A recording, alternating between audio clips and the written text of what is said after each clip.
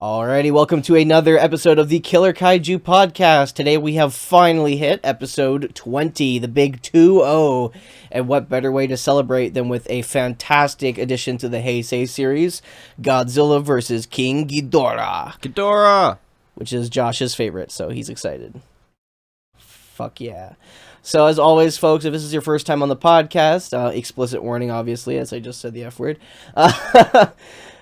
We do have a podcast / commentary, so you're more than welcome to listen to this at home. If you're just kind of walking around doing your thing on your way to work, you can listen to it as a podcast.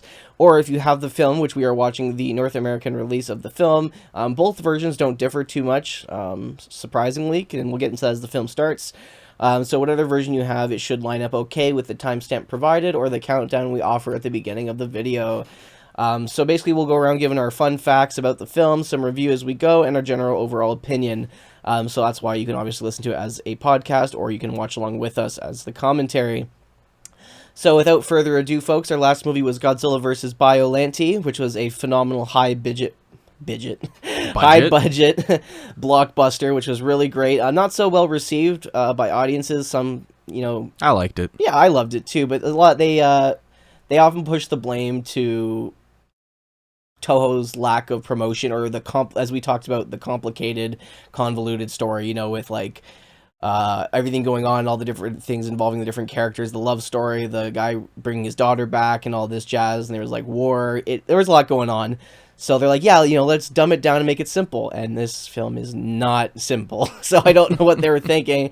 But they brought Ghidorah back because they knew no matter what film it was, Ghidorah would bring in an audience because he was one of the favorites of the polls conducted before this was filmed. Agreed. So as Josh will agree, yeah, it's his favorite character. And honestly, I think that look-wise, this is one of the best ways Ghidorah has ever been portrayed. However, it does have some issues, and we will dive into that as we get going with this film. So without any further ado, are you ready, Josh? Yes, sir. Alrighty. Also, hi, hello, because we didn't say that. Oh, I guess, yeah, this is your first time. I'm Lucas. I'm Josh, hi. And as always, I've seen these movies, love them, can't get enough of them. Huge Kaiju connoisseur, and Josh loves them, but this is his first time watching these Godzilla movies. I'm a newbie. So, exactly. And that's all this podcast is about, is expanding the love of Kaijus to maybe people who don't normally love them. So, or if you're someone like me who's watched them a million times, now you kind of have a fresh approach, and you don't have to force your friend to watch it, because I've done that for you. Alrighty, folks, so we're going to do the countdown, 3, 2, 1, and we will get started. We are on the 0 mark of the film, and let's fly right into this time of a movie. Wink, wink, nudge, nudge. You'll get it later. I'm scared. All right, so 3, 2, 1, action. Let's go, folks.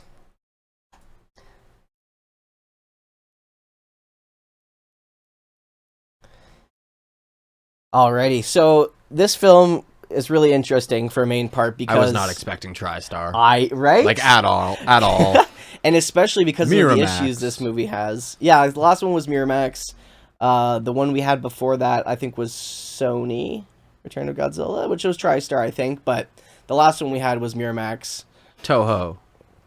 A lot different Toho logo than we normally get. Yeah, I don't like that one. That one's sad. Very blank and bland. So we are in the year 2204 AD, so we're like 200 years in the future, give or take, from where we are now. Our grandchildren's grandchildren will see this. Right? Maybe. My pug's child of pug child. I'm not having kids, but dogs. Fair enough. You can have mine.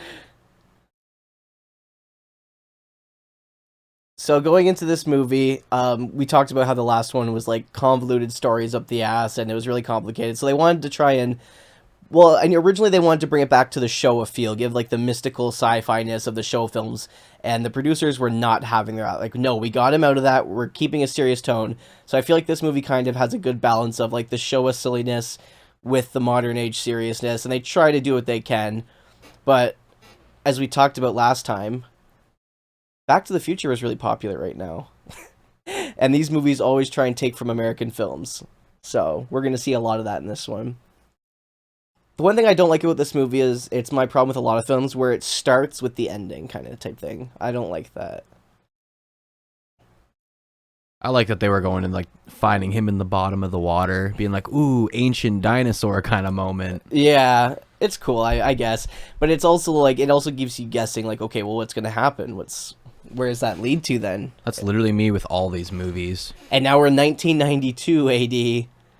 Jesus. So 300 years earlier. The special effects in this one are hit and miss for me. Sometimes they're good, sometimes they're not. I feel like it's hit and miss. Does not look too good. No.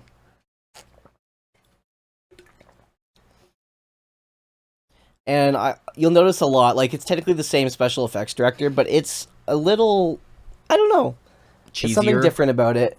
What is really cool about this one is, we can see on screen there, music by Akira Ifukube. Ifukube did come back. I believe it was his daughter who told him to pretty much just do it, essentially, which is really cool, because we originally in Return of Godzilla, we talked about how they wanted Ifukube to do the soundtrack, but he's like, no, I don't do scores to 80-meter tall monsters or whatever, and that was his whole joke. But Godzilla's even bigger in this one. I think he's up to 100, and now he does it. You needed that extra 20. Yeah, exactly. Maybe that's all he needed.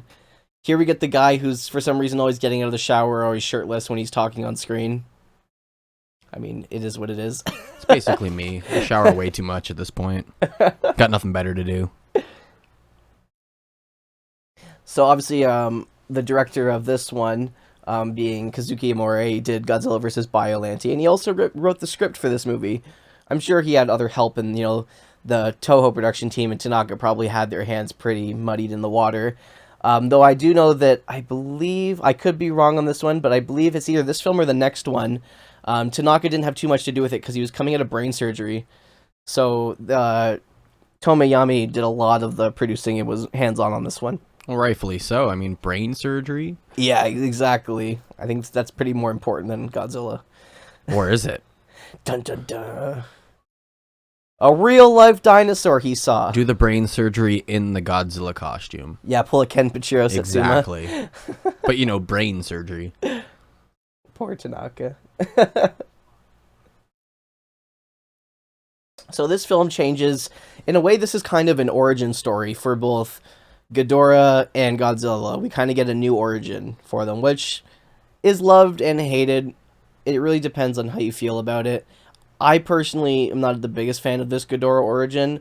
The Godzilla one's okay. It makes a little bit of sense, but I do prefer the Showa era continuity for their origins. It's still atomic weaponry that does Godzilla, for sure. Like, it always has to be. That's like a law written in the stone by Toho. So... Well, he's nuclear. Yeah, exactly. Next, we're going to get, in 2030, we're going to get a wind-powered Godzilla. All powered by wind. If there is breeze, he's more powerful. Honestly, that's kind of a good idea, though.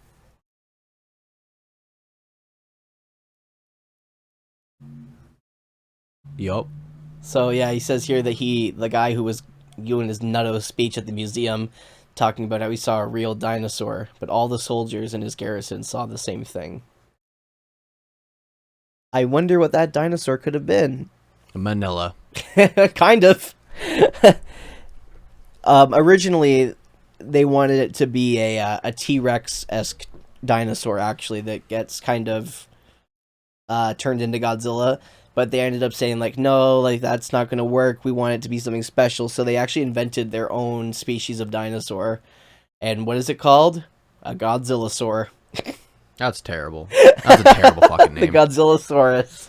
They legitimately just should have had, a nuclear power plant, and then, a lizard crawls into the radiator, or whatever the hell it is, and then just, when it exploded. But it has to be nuclear weaponry, not nuclear power. Okay, a lizard climbed on a nuclear missile, and when they fired it and it exploded, we got Godzilla. I mean, that's kind of the continuity for 1998, Emmerich's Godzilla, the American Godzilla TriStar that everyone hated.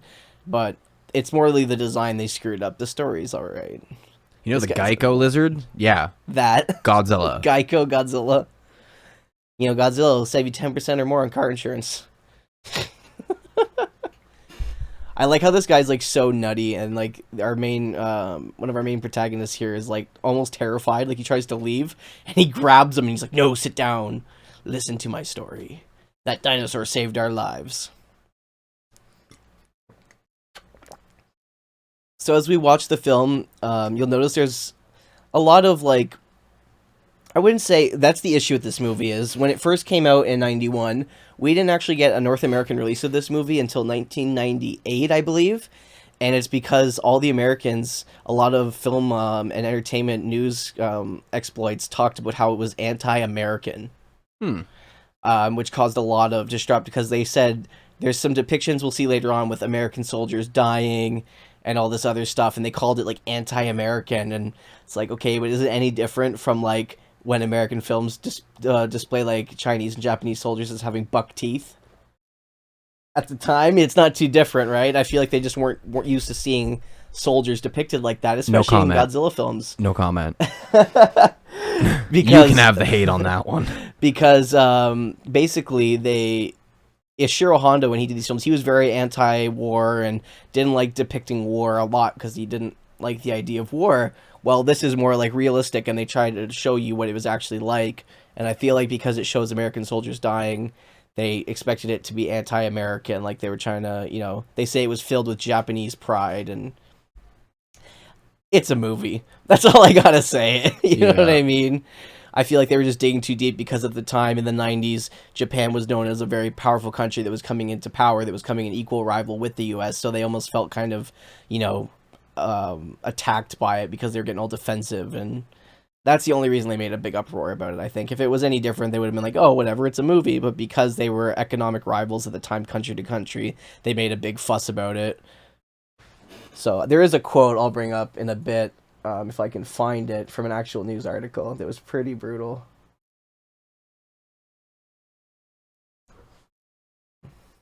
Ooh. So now we see that they've seen a UFO flying around. So you think we're going to get an alien plot in this movie? Oh, probably. You think? Well, how do you think King Ghidorah comes back? Well, that's what got Ghidorah is usually a alien, no? Yeah, exactly. We'll see about that. Well, he's a little bony right now. Yeah. I mean, at this point, I'm not going to say anything. I don't want to spoil it. We'll wait.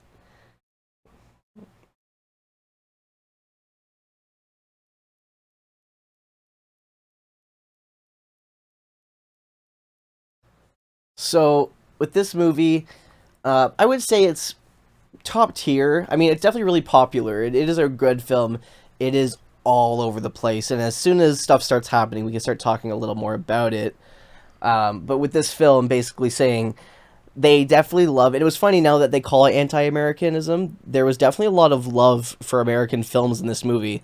Like, just to foreshadow what might be happening, this movie does tons of references to Back to the Future, the Terminator series, Gremlins, and Alien. I should say Aliens. So it's like they talk like about this anti-Americanism in the film, but like yet the movie appraises all these great American films. I was just to say those are all great movies. Yeah, so it's like I'm pretty sure if the people bitching at the time of the release in America actually sat down and watched the film, they realized it wasn't. And even the director went to say, for people who said it's anti-American, the U.S. soldiers we hired to be in the film didn't seem to be all that sad for getting stomped on and getting hit and killed. They loved it and thought it was great. So, not, or I don't really see it as anti-American. And I agree. Completely agree. They actually went to U.S. bases stationed around the country and actually got real soldiers and asked them if they wanted to be in the film, just kind of take them out of their everyday thing to have some fun and do something fun. So, it's not like they just went and, whitewashed a bunch of characters or something like that. They actually went and got people for the role. It's not like they painted them a different color. Yeah, like they were horribly known for doing in the past. In early Showa films. When unfortunately it was deemed acceptable in the film industry. Which it never should have been, but... It would have been acceptable if they just painted them like clowns. Like if they rolled up and everyone in that little race or cult or whatever the hell it was just... You would never painted know. Like a clown, you'd be like, bing, bang, boom. Yeah. Tell me a joke. Then it'd be a comedy. It would be the part 5, A New Beginning of the Godzilla series then. Turns out Manila is Roy the entire time. Exactly. He's secretly a boglin. It's not quite there, but tries. We're fucked. So now this UFO they've been tracking, they've officially found it. It's landed, essentially. I was confused about watching this scene. I was like, why is it so graded? But then it turns out it's him watching it on a TV. So this guy is pretty much, I would say, he's our main protagonist. He's a writer of Yeah, look at that nonfiction sexy and hair. fiction. So see, he's always sitting around his house looking sexy. Like that's his job in this movie. And there's actually some actors that make a comeback in this one as well. Like obviously we get Miki Sagusa, who has made her first appearance in the last film. She's our psychic, so she's in this one as well. Like I said, she'll be in every single Heisei series up until the end now. And the professor, we get Sasaki. I'm pretty sure he was also in Terror of Mechagodzilla. He played the professor in Terror of Mechagodzilla. And he also was Goro in Godzilla vs. Megalon, if you remember. Yep. He was the character who went between those two. Apparently he was in Biollante, but I don't remember seeing him in that one. Is he the guy that created Biolante's friend, not the girl, the other guy that was working at the lab? I think so, maybe. Here's the big ringer. Do you recognize this character right here? This guy. All right, I think he's his name is Mr. Shindo, and he's not the prime minister, but he is the chairman of the Taiyo group. Oh. So he's like pretty much the big businessman that owns all this part of Japan. Do you recognize the actor at all? No. So that man was in Son of Godzilla. He was in Godzilla Raids Again, an old throwback. He was really young in that one. But where you'll know him from, he was the leader of the Exilians in Invasion of Astro Monster. He was the main Teletubby guy. Love it. Which is cool because after doing that movie, he loved that one, obviously doing it, and he was proud to come back. You mean in this one I get to wear a suit? Yeah. Even better. When they asked him to be a part of it, they're like, how would you feel to be in a Godzilla movie but have a deep connection with Godzilla? And you know what he responded with? I've been waiting for this moment all my life. To say yes. Yeah. He was so excited because he loved Godzilla. He loved the idea of it, and now he could be someone who has a personal connection with the monster. So you could say he was out of his chair excited about that. I don't care what role it is. I'd be just excited to be like, nah, I'm here. So this is Goro here. He's getting a little older, but that's him. Which is pretty cool. He's going a little bit of gray, and he has the glasses on, which throws you off a little bit. Everyone looks a little different when you put glasses on them. Tank. Real military footage. And unfortunately, in the next film, it's the last time we get real military footage in cooperation from the Japanese military, because they didn't like the way they were depicted in the next film, so they made a rule to stop showing them in Godzilla movies, so they had to make up G-Force instead for the future films. So enjoy the military while you can. The G-Force. I like how they composite the UFO in this shot, how they make it like really dusty and foggy, so that way it doesn't look as bad. Good way to hide some failures on their part. Exactly, and I wonder if it was that plan to start, or they went to film and went, oh, this looks bad, we gotta cloud this up a little bit. I feel like the second option probably saw a few more strings than they expected. Yeah. Or it's on a post with, like, a smoke here machine. we go. The quote-unquote aliens are being beamed down. The Exilians. I wish they were the Exilians. So the name for, I'll wait to tell you the name that the fans have given them. The fans actually gave these life forms who were coming out of the UFO a name. And it was fiction. It was obviously made up by fans, but eventually it just stuck, and that's what they were called. Because we never really get a name for what they're called. They're called the Trouble-Ubs. The Trouble-Ubs. Because they're trouble. So it's really cool. I might be messing up on it, but the main guy who's in the center, the actor Chuck Wilson who plays him, and he, I believe that he's a black belt judo champion. Damn. Yeah. He does a really good job. I'm Glenn. And I'm Glenn. That's so funny. His name's Glenn Chico, so Glenn, but yeah. But the coolest thing is, we'll get to him, but they have another member of their characters named M11, and he's kind of like our Terminator. Ooh. Spooky. This is basically me in virtual reality today. Ooh. We threw Josh in a VR headset for the first time today. It was a good time. Technology. He handled it though. He didn't get motion sick. Yeah, until the one day we go to play and I just like rip it off my face and puke all over your floor. So now we get it. They're from the 23rd century. They're from the future. So this UFO that we're seeing is really a time machine. There you go. So they're not aliens. They're humans, just from the future. So we're not getting alien plots in this movie.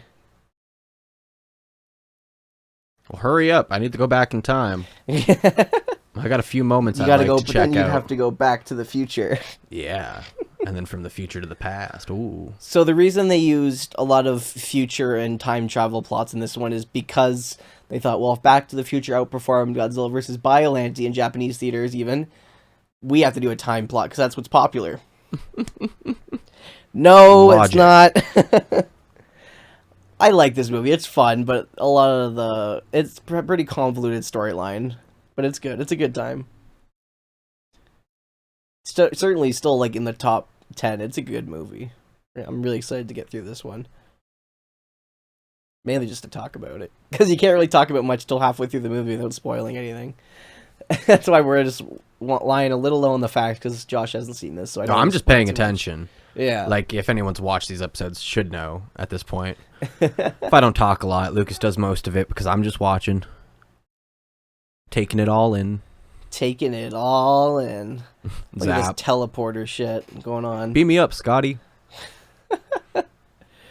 Suffering from the Mandela effect, are we? You know, not once in the show they ever say that line. They just say, beam me up. They never say, beam me up, Scotty. Beat me up, Scotty. Same with, what's another example? Jaws, where it's like, we're going to need a bigger boat. It's not the line, it's you're going to need a bigger boat. Yeah. What's the best one, though, is the Star Wars one. The Luke, I am your father. It's not what he says. He says, no, I am your father. No.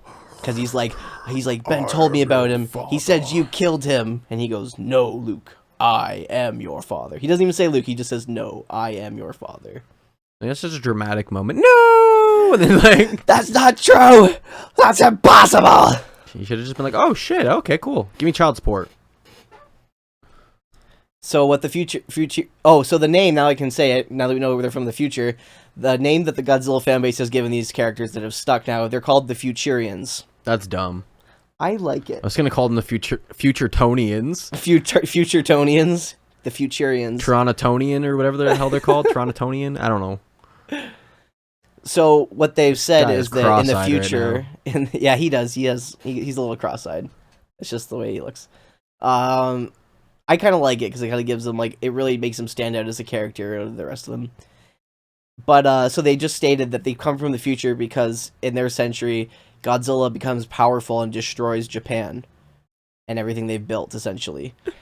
So that's what they're saying, and they've come back to help them, essentially, and that they're coming back to destroy Godzilla. So that's their plot. I can't get over how she was like, look what I have here, and then he pulls out a box of, like, ramen noodles, and I'm like, oh, I thought that's what she was showing, and be like, look, I have lunch. No, he's just got to eat that food. Sexy man's got to eat. Exactly. He's got to keep it looking sexy. Show us your abs. So they called him now, and they want him to come to the Prime Minister's office. This essentially nobody.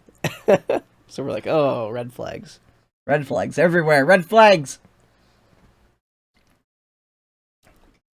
But everything happens for a reason. Two random people for no reason. We'll find out. So essentially, they show him this book all about Godzilla. And the crazy thing is he wrote it. But something he's going to write in the future. So going back and showing him the book he wrote, would that not affect what he butterfly writes? effect. Yeah. Plus, I would have been like, hey, at least you know you got a good job in the future. And not to mention, I mean, at this point, they're following the Back to the Future time plot where you can go back and change your future. And that's not how time travel works. Time isn't linear. So if you go back and change the past... It would affect everything. It doesn't affect your future. Your future stays the same, but a new future is created. Yeah. So you're technically leaving everyone. So if you were trying to go back and save the world from getting blown up, you'd go and save this other world from blowing up, but your world would still be blown up. Well, it's like if you read the book through and you're like, oh, this is where I messed up. Oh, I should have walked away. All right, instead, I'm going to this time walk away. Exactly. There's a lot of convoluted stuff with time travel, and they don't fully understand it in the movie, and they break, even some rules they say, they break in the movie, but there's a reason we don't have real-time travel. Because we can't even understand it in a basic movie plot, let alone in real life with consequence.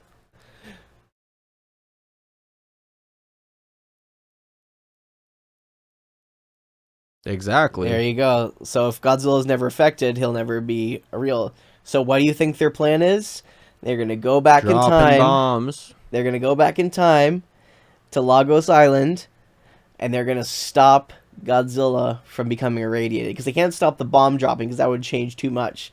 But if they just remove him from the island, then he'll never be created. Yeah, and that's how we got another one being created. Yep. Logic, Manila. Do you not find it a little odd though that these because obviously the three people traveling from the future, obviously two of them are American, Yeah. and then one of them's Japanese. Why are the two Americans coming back to help Japan? Like they don't explain in the future why they're helping. Like did they have a treaty? Did they have like a thing in line where they're gonna help each other? I wonder. I have no clue. They're wearing skin suits. We're gonna have to find out. They're cockroaches.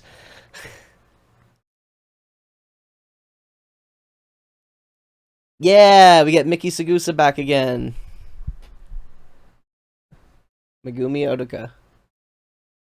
Love it. She's great. I love her in these movies. She's my favorite in the last movie, and I really like her in Godzilla vs. Destoroyah, but she's still really good in this movie, too. So what do you think of the special effects of this one so far? They're definitely not up to par with Biollante, but I think it's exclusively just because they're trying to make it look more high-tech and do technological stuff, while in the last one it was all, like, you know, plants and, like, military work. It wasn't a lot of future stuff. Like, the most futuristic thing we got was the Super X2, and it was just a flying giant metal hunk. They didn't even have windows because it was unmanned. Probably the easiest way to do it. Just RC car it all. Here you go. This is some Star Trek beam-up stuff right here. Stand in the middle of the platform, says the creepy robotic voice that we're supposed to trust. Yeah, I was gonna say I'm not standing in the middle. No way. Especially when it's none of the Futurians are standing with them. They just expect to be trusted. So up to the spaceship we go, from the 20th century to the 23rd century. Or what did they say, 20th? Turn left! Yeah, 23rd century. Hey, at least they're getting told where to go. Like lambs to the slaughter. The set's not bad, though. We've definitely seen worse-looking sets. I like this one a lot better than the colorfulness of it. I agree. I know they're aimed at children like the earlier movies, but like there's a little too much sometimes where you're like, no, there's too much color. It looks like literally a cartoon. I agree. 100% agree. It's hard to make you feel bad about someone being trapped in a lab or something bad happening when it's like a box of crayons just got thrown at the wall. We worked hard on making those crayons.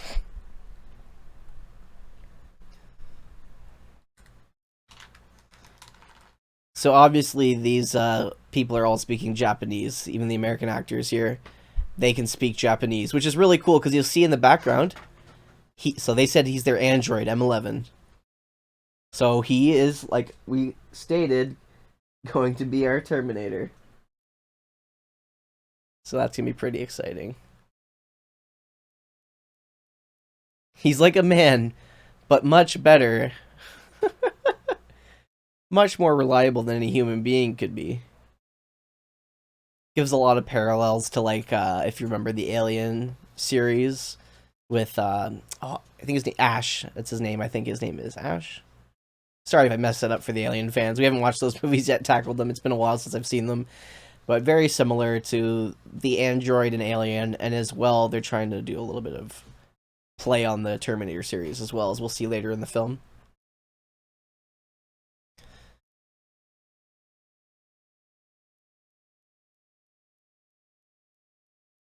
Two Mr. Shindos. Well, that's too much to deal with. So only one of them.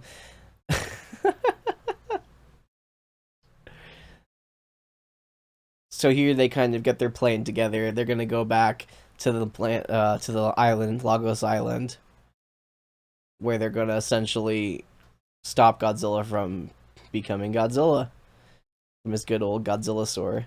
This is a funny thing here. So he goes, "Can you answer a question for me? Does my book become a great success in the future?" She's like, "Actually, no. No one really even knew about it or barely read it." Boom! Right in the gonads. So, really cool. So, M11, essentially, the cool thing about the actor who plays M11, his name is Robert Scott Field. And interesting enough, he actually attends a lot of G-Fest stuff and cons, and he actually does all the translating for a lot of the actors. I want them. So here we're introduced to the Dorats. They're like weird flying cats. Notice the soundtrack? Whenever the Dorats appear, there's this ominous piano version of the Ghidorah theme song that plays. Oh, yeah, yeah. It's really cool. They're baby Ghidorahs. Essentially. And this is what bothers me. See, they were animals created by biotechnology, and they don't explain it. But there's all these movies have like manga, like comics that were made off the movies and based around them, and they always dive a little more into it. And that's when they dive into it, and they say that the Futurians actually took the remainders of a Ghidorah or a Dorat they found, I believe it's on Venus or on another planet, and they create them with that DNA. So it still makes Ghidorah from space, but they're the ones who create him. So he is still an alien space monster, but he's created by humans. So I don't know how I feel about that origin, but it's still Giant cool. test subject kind of moment. Exactly. A little bit of kind of like what we got in the last one with biotechnology. It's almost like they set up that whole movie just to explain what biotechnology was, so people wouldn't be confused when they say that's almost like they had a script. Almost. Not quite, but almost. They had a few ideas. They just didn't have it all. Just not all of it. So now we're traveling back in time. So they're going to Lagos Island now to stop, obviously, Godzilla from being created. And this is when they say the most convoluted thing that affects kind of what happens later, and it doesn't make any sense. So they say that there can't be two of the same person in the same time, otherwise one would have to disappear. Because they're like, why don't you send just Shindo back to deal with Godzilla? They're like, well, because we can't, because there can't be one Mr. Shindo when another Mr. Shindo is also in that time period. One would have to disappear. Fair enough. Here's a funny one here. Here we get a nod. So these two American soldiers are sitting on a boat and they see a UFO or something crash.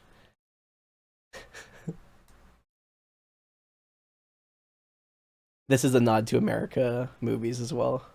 It's like everyone was another planet. It was either that or a meteor. This is so funny. Here we go. Here's the great line. Yes. No.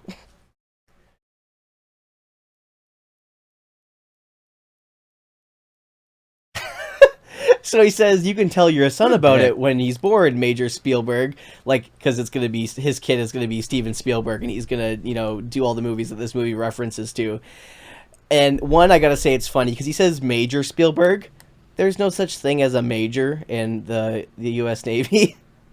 So it's lieutenant, and that even the collar he's wearing says lieutenant, not major. So it's already a bit of a mistake there, which is Commander. funny. But it's just a nice little nod to American culture. See, it's not anti-Americanism, this film, at all. I don't know what they were thinking in the 90s. That's why I think it was just the fear of war and nostalgia for that time period that caused people to think that and say things like that. Because even if you think about the movie American Psycho, when they're talking to Bateman in the one scene, and, you know, he's like, come on, the Japanese will own this by the end of the century or whatever. And he walks up and goes, haha, they will not. Like, that was the fear of that time. So maybe that's why they just felt a little threatened by it. But I feel like it equally depicts, like, because right now the Japanese soldiers on Lagos Island right now are getting bombed. Like, they're gonna lose, essentially. They're at a loss. So, like, I feel like they kind of show it equally, but I do like how they kind of make-upped up Shindo and made him look younger, though, eh? It actually looks pretty good. Because he was the guy who owns the buildings in the last scene we watched, technically in the future. That's how you maximize your makeup work. Exactly. None of this horrible de-aging they're doing with their CGI that never works these days. It's probably easier to make them look slightly younger than it is to make them older. So here we get a little bit of a joke on the... here's where the special effects aren't the greatest. So we get M11, the android, and he's going to go out because he can't get hurt. And here's where we start to see some of the bad special effects in this movie. He's the Data of this movie. Yep. What the hell was that? That's me when I skateboard. It literally looks like he's on rollerblades. That was ridiculous. That's a cool shot, though, as he drops in front of the explosion. But then... Oh, God. There's a lot of that in this movie. I'm just warning you now. So they don't, instead of just doing like a blur effect, they just change the shutter speed to make him look really fast, so he's running really fast. Think of the Flash when he runs, but like Wish version of that. The Wish version of the Flash. Not even the Flash, just the movement of him running. He's Wish Barry Allen. That's funny shit. Reverse Flash. Oh god. Eoborthon. Nerd moment, sorry. I like too when he zooms in on them with the eyepiece. It's like so much like the eyepiece from Dragon Ball Z. the scanners. It's too great. We're also watching the English dub in our version here. I do have the sub version as well, but it's just not as good quality as the version I have in the English dub. And it, I don't like the dub of this movie. I find the actors are really stale. I do like the original better, but it's still a good time. So here we get a full-out war. And this whole scene and going forward is kind of what everyone was pissed about. But, like, it shows the Americans killing them, too, right? Like, I don't know. That's cool. Some of the explosion effects are really good in this. I feel like everyone's gonna have their own opinion on war, Yeah. but sadly, it's got to be like two. Well, you know, it's got to be two sides. It can't just be one side fighting another one side. Like, Yeah, that's not war. That's to say, it's not war. The whole reason of war is because there's two people that have two different opinions anyway. Yeah, they don't like each other. Oh, here we go. I don't condone it, but it happens. Dun, dun, dun, And now we get dun. Jurassic Park. Yeah. So here we get the T-Rex, I mean Godzillasaur. Dinosaur! He just wants a hug. So I like this Godzillasaur though. It's more crouched over like a T-Rex. It does look more like a dinosaur. So it makes sense that if with a little bit of radiation, it would change into what Godzilla is. So apparently they obviously went around, we were talking about earlier, they went to different like US camps and like military bases and got a bunch of soldiers to do this part. And apparently it was so hot on the day of filming that like a good chunk of them passed out due to heat exhaustion. Hey, commitment to the art though. Like they were going tits in. They didn't care.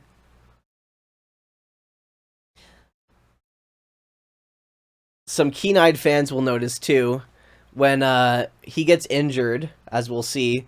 The Godzillasaur lets out this ear-shattering roar, and for those who don't know, that would actually be the roar of Godzilla's essentially enemy in the film industry, Gamera, which is like his original competition. It's weird that they use Gamera's roar for the Godzillasaur. It throws me off sometimes. Same with Ghidorah. Ghidorah's sound got changed to their just edited version of Rodan's roar. Probably cheaper and easier to just remix a few songs that they've already owned or used. Exactly, and like I'm sure it's already been recorded, so they don't have to do any more recording. He's just crushing all of them with trees. Yeah, like all those roars are Gamera's roars.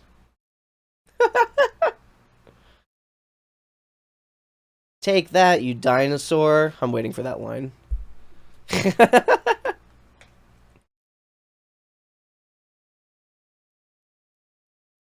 For now.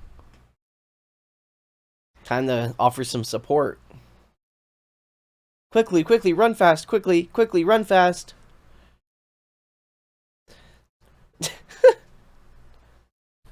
He's attacking our boys. A dinosaur. Chuck, it's Dave. Chuck Berry, you know that sound you've been looking for? That's that scene right there so from Back to funny. the Future. It's like, you know it. Sticks the phone up to it. Yeah. Boom. Oh my goodness, that's so funny. It's a dinosaur. It's that sound you've been looking for. It's attacking our boys. Oh, that's so funny. Oh, that was sick. Series get him unloaded on. You get like the blood squirting from the Godzillasaur because obviously he doesn't have that regenerator G1, so he's actually vulnerable, right? Yeah. So he's getting his ass Legitimate kicked. dinosaur right now, so. Really cool too as well. The guy who designed the Ghidorah costume, as we'll see later in this film, so I don't forget, he's the same guy who created the original Ghidorah, and he came back to recreate him. So that's why the Ghidorah looks so good in this one, and why it stays faithful. They just tried to make it look more like Western, with like take away the hair and make it look more like it has horns. They made it look more like a dragon than like something you'd see in like traditional Japanese lore with like the hair and stuff. Which I like. It's cool. It changes things up. Makes him actually look a lot more menacing. I just keep looking at the blood pouring out of him. Yeah, you know why it looks so good? Because it's real blood. Good. They used real octopus blood. Yeah, it's like it doesn't cost a lot to go get like octopus blood, pig's blood, or some crap. Especially if they have a ton of it from hunting. The only downside is that you got to make it not clot, right? Because that's my favorite line. Take that, you dinosaur. Oh God, that does not look too good. But yeah, take that. Oh, yeah. We got him. Take that, you dinosaur. I can't get over it. But obviously he's not down yet. He wants a hug. Oof, those are some rough ones. And I'll give it the benefit of the doubt. If you remember, a lot of the Godzilla vs. Biollante special effects were at night. And it's a lot easier to hide stuff at night. And I get that. But this is a little unexcusable for some of these shots. It's like, come on, guys. And this one was on a little bit of a time crunch. Interesting enough, when they were doing this film, they wanted to bring Godzilla back, and they wanted to have it be a movie bigger than ever, and like they were trying to attract an old school audience. So who were they going to get Godzilla to face originally? King Kong. No. But they couldn't afford the rights at the time because they wanted too much for the people who owned Kong at the time. So they ended up going with a different king. So that's why you got King Ghidorah. Do you think that Godzilla made more money overall than than King Kong? Because I assume so, right? Like, with how many movies and action figures and I was stuff gonna say it's the action compared figures. to the Kong world, I assume Godzilla would be the winner on that one. Yeah, I would say. Video games too. Like, you don't like. I guess they did make a King Kong game for like PS2 or some crap. Oh no, but yeah, Godzilla definitely had more of a market. That's for sure. Because Godzilla's a monster creature. Kong's just a giant monkey. Plus, you get like all the other kaijus in the franchise for the games and whatnot. So, I could definitely see that franchise overall being a higher rewarded and praised franchise. It's interesting. Well, let's look, shall we? We'll do some information here.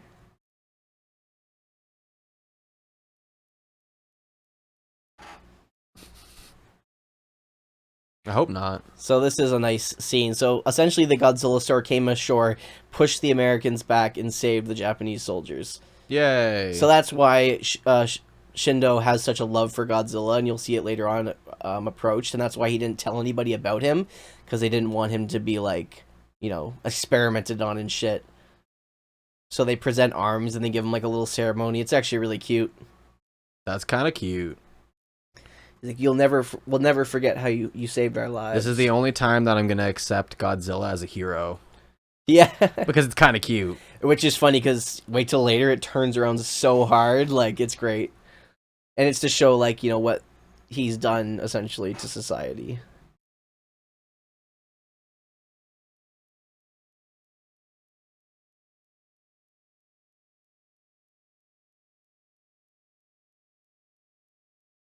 Present arms.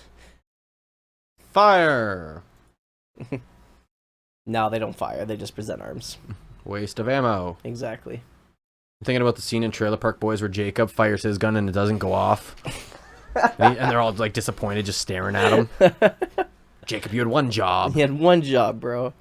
Oh, now here come the Futurians to get rid of him now. Because yeah, exactly. They thought the dinosaur was going to die. But it resurrected and turned into the force that would destroy them all. Yeah. History has no room for sentimentality. I mean, not when it's just one random person. What do you mean? That's the whole point of history, sentiment. Oh my god. That's so funny. So they use the same teleportation beam. Sleepy boy. It's a lot easier. Yeah.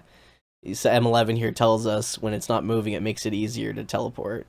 It bothers me because he says teleport instead of teleport. It's a teleport, which is still accurate. That's how you would say it, but it's just funny we say teleport, right? So So yeah, if you guys ever get the chance to go to G-Fest, which we will be going the next G-Fest, there is a good chance that our actor who plays M11 will be there. He's usually always there. He's super nice, apparently, and has so much cool stories to tell, and he's a really great guy. Let's get him to sign something. Let me get him to sign a Data action figure. Data action figure? He'd probably do it, too. It's the only one I had. What do you want? Yeah.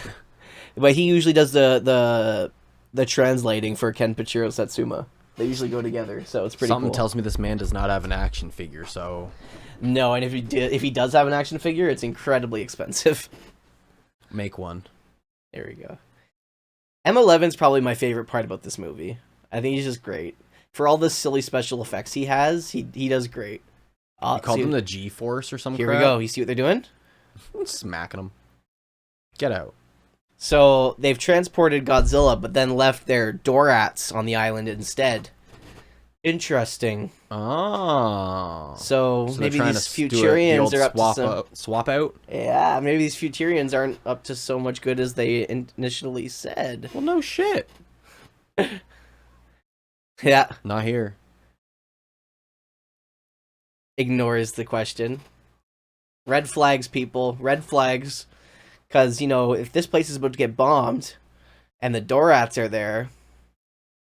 These 3 Dorats. She also could have just been like, "Oh, they protect the ground now, or some crap like that," and at least try and make her believe. But do you think maybe that she's maybe not comfortable with the fact that they're doing what they're doing? I think she's just not comfortable with being a lying bitch. Yeah.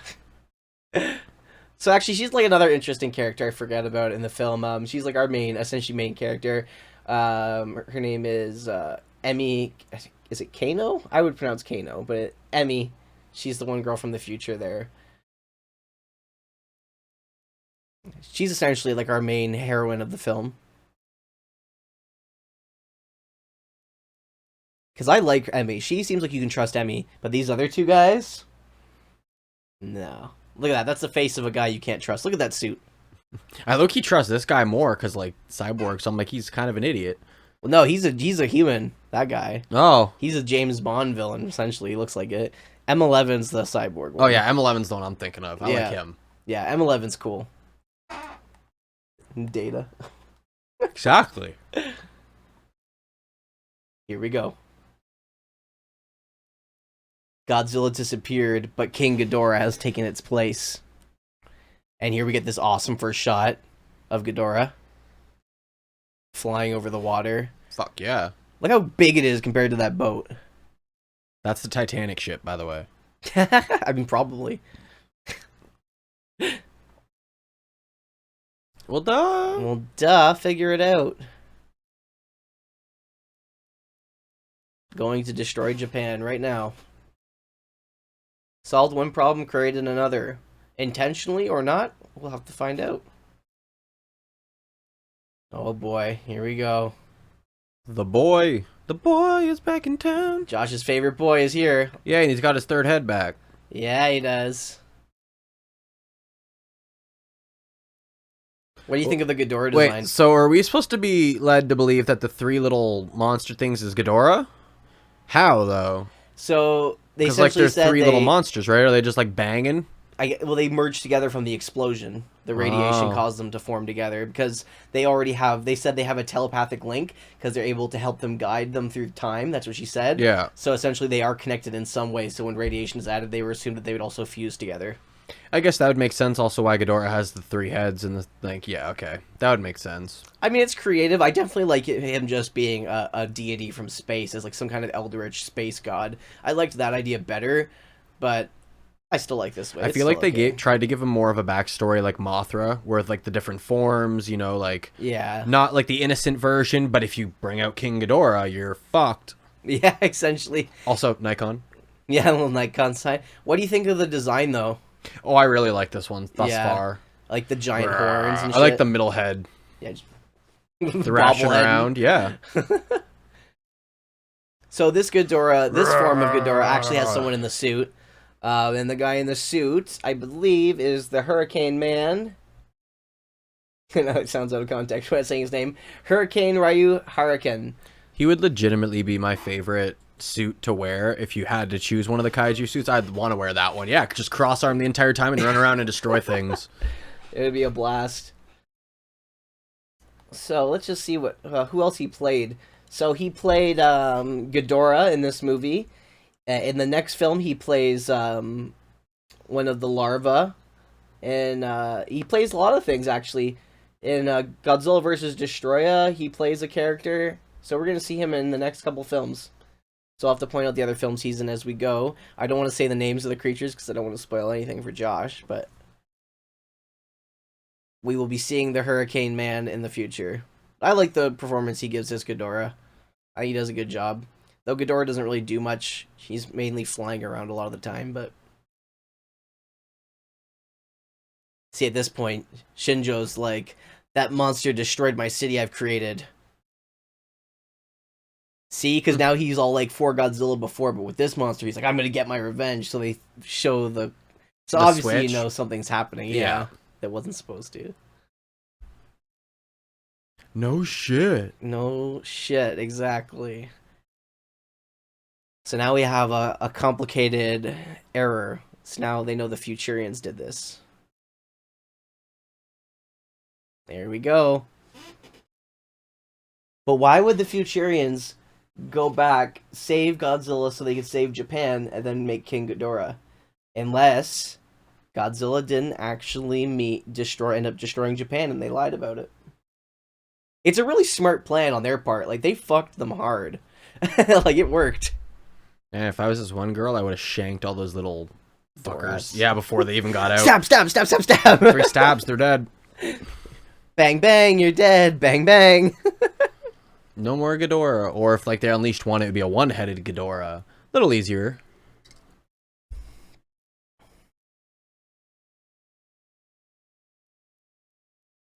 No shit. We'll see later on too, but the effects director, Kawakita, he decided that King Ghidorah should release gold powder instead of blood so as to not frighten children and avoid any potential international censorships. That's lame. Yup. Gold dust. Gold dustiness. Yup. Yep. What? See, this is where a lot of this anti-Americanism. Yeah. I was like, you see it now you got him. Because, like, I think the entire opposite. Japan is beautiful. Like, beautiful. I also like that he's like, we'll destroy Japan, but leave Tokyo. It's a good place. I like there. See? But now Emmy's like, you've gone too far. She knows now. Because originally they were going back to help balance everything out, but now they're, like, destroying Japan instead of balancing things out. And she was just a pawn in a plan. Exactly. It seemed a little weird that a girl who's from Japan would go back in time to help destroy Japan. That's why there's got to be something else going on. So they were playing her, too. Yeah, she should have been more suspicious all along, though, because, like, nothing's ever that easy. You know you want a jetpack like that. Oh, yeah, 100%. I would never have to walk to work ever again. He caught her, though. He knows they're up to something. I love his performance. We'll call her Jet Jackpot. Jet Japakwar. Jet Japakwar. God. Oh, that's a bad effect. Those matte lines. Oh, look at our main protagonist is walking around in his house again. Taking off his clothes. There he goes. Yeah. Another shirtless scene. This is like in Friday, where it's like, if you get hired, though, you gotta show your titties. See his writer, his what's I'm looking for? Not secretary, but I'm losing the word.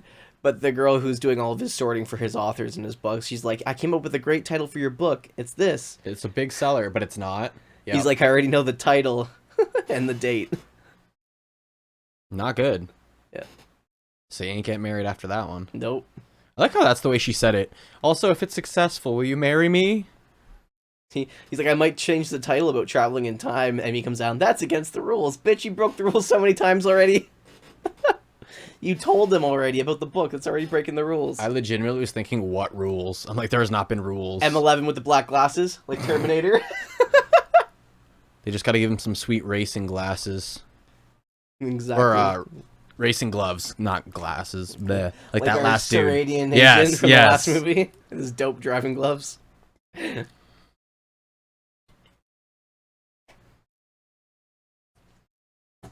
here we get kind of a weird love relationship between these two. Nah, I could do without it. Yeah. I mean, trust me, when we find out the conclusion, we could all do without it. It's got a Luke and Leia kind of vibe going on with it. Oh, weird. They're brother and sister. Kind of. It's gross. We'll get there. Oh, no. She knows, but he doesn't. That's what makes it weirder. Oh, what a freaky bitch. I'm out. Oh. And on that note, I'm out. Oh my god. I'll spoil this part of it. She's a descendant of her family. So they're not like brother and sister, but that's technically his long daughter, essentially. This is literally how we got tiaras and the Toddlers and Tiaras show. Rednecks everywhere. Toddlers and tiaras. I really don't like that show. I don't agree with that. It's awful. That's so, like, inappropriately creepy. Yeah, absolutely.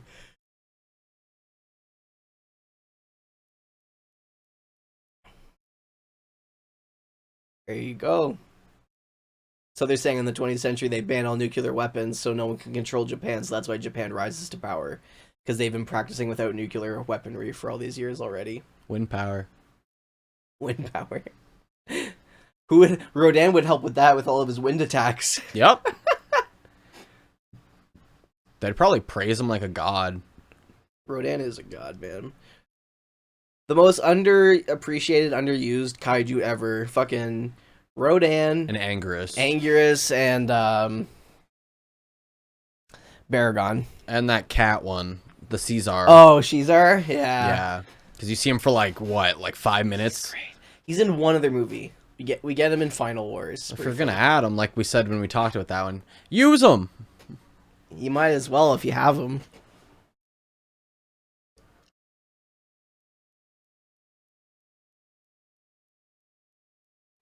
They gotta get help. They gotta stop King Ghidorah. Here's convoluted part number 1, or I guess 30 by this point. The government knows about Godzilla. Yeah. If he was taken away from history, how would they know about him? It's the government. Don't even get me started on the things that the government knows that we don't. That's an entire other episode right there. They already exposed UFOs to us. So. This is the one thing I don't like. They say that here Japan's like, we have a nuclear submarine with nuclear missiles. We've kept it a complete secret. It's like, Japan's never supposed to have nuclear weapons. I don't like this ad. They keep it out of Japanese waters, but still, I don't like it. And they are essentially going to use nuclear missiles to revive Godzilla and bring him back to life. Which we'll see in future Godzilla movies kind of used as well. Like, we're talking legendary MonsterVerse, but this is when it was done first.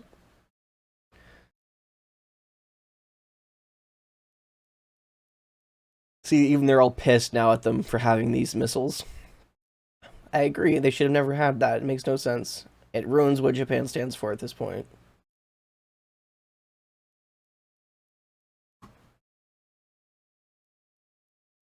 Oh, this movie's 15 minutes longer than usual. We're pushing it. And honestly, it's because there's kind of like a definitive point like the last movie where it should have ended, and then there's this other stuff, but the other stuff is really good in this one, so it's worth it.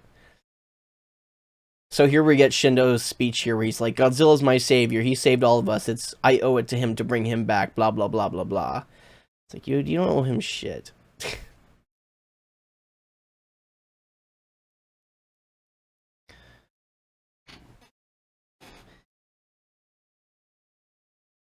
Here we get Miki's psychological connection. Because remember how she was talking to him in the last movie in Godzilla vs. Biollante.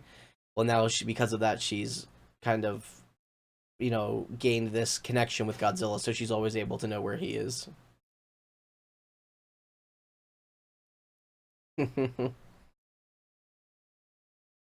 Yeah, bring him back. Bring our G-Man back. Dun, dun, dun, dun.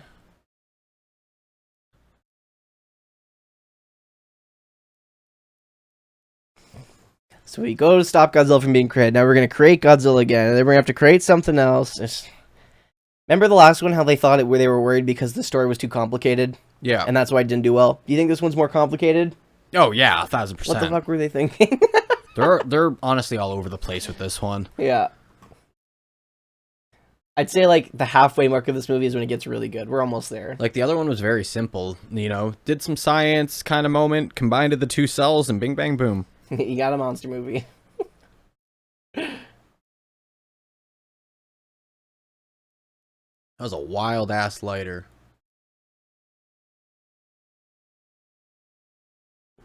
To light it all up. There we go. They found Godzilla. All right, let's bring that boy back.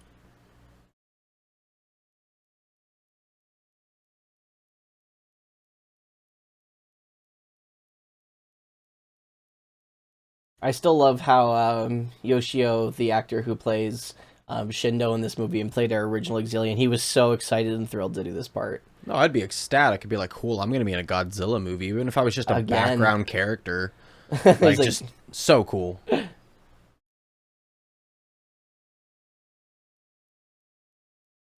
And in leading up to this film, they did trailers, but they didn't want to ruin the new Ghidorah design, and they wanted to kind of have people come for the older ones, so they actually used footage from the Ghidorah, the three-headed monster. Oh, here we get a chase scene. This is probably the most laughable part of this entire movie. It has probably the worst special effects. So here we get M11 chasing down Emmy, or one Futurian who's trying to help them get Godzilla back now. So obviously he's been sent by the other assholes.